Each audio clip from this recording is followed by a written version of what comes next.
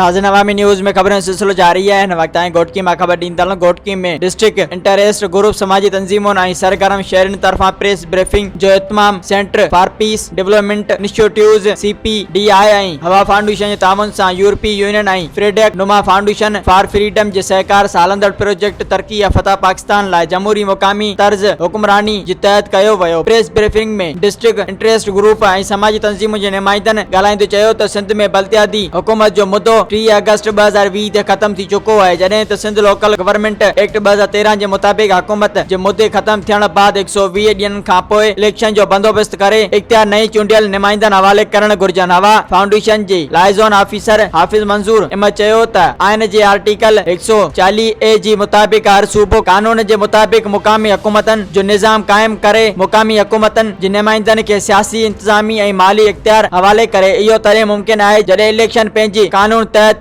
वक्त सिर कराई वञे। हिननि वधीक ॻाल्हाईंदे चयो त इलेक्शन कमीशन नयन हद बंदियुनि ताईं इलेक्शन करण खां क़ासिर आहे, जॾहिं त हुकूमत सिंध जो मौक़िफ़ आहे त 2017 जी आदमशुमारी जा बाज़ाब्ता नतीजा न अचण ताईं न्यू हद बंदियूं नथियूं करे सघजनि। अहिड़ी सूरतहाल में इलेक्शन ॾींहों ॾींहुं पोइते थी रही आहे ऐं अवाम मुक़ामी सतह ते हक़ हुक्मरानी खां महरूम आहे। हिन वधीक चयो त CPDI ऐं हवा फाउंडेशन घोटकी शहर में तरक्की याफ़्ता पाकिस्तान जे लाइ जमहूरी मुक़ामी तर्ज हुक्मरानी जी प्रोजेक्ट ते गुज़िरियल 4 सालनि खां मुक़ामी हुकूमतनि ऐं शहरनि जे विच में पैदा थियल विछोटे खे ख़त्म करण लाइ मुख़्तलिफ़ क़िस्मनि जूं सरगर्मियूं कयूं वयूं आहिनि, जिन सां आम माण्हू जे मयार ज़िंदगी बहितर थी आहे। हिन वक्त जॾहिं मुक़ामी हुकूमत ई न आहे त अवाम माण्हुनि खे पंहिंजनि मसइलनि जे हल लाइ शिकायतूं दरपेश आहिनि। उन्हनि लाइ ज़रूरी आहे त मुक़ामी चूंडनि में पेश ईंदड़ कानूनी पेचीदगियुनि खे हल करे जल्द खां जल्द मुक़ामी चूंडूं कराए इख्तियार चूंडियल नुमाइंदनि हवाले कया वञनि। मज़ीद खबरों और तफसीलात के लिए विजिट करें हमारी वेबसाइट www.awamiNewsHD.com।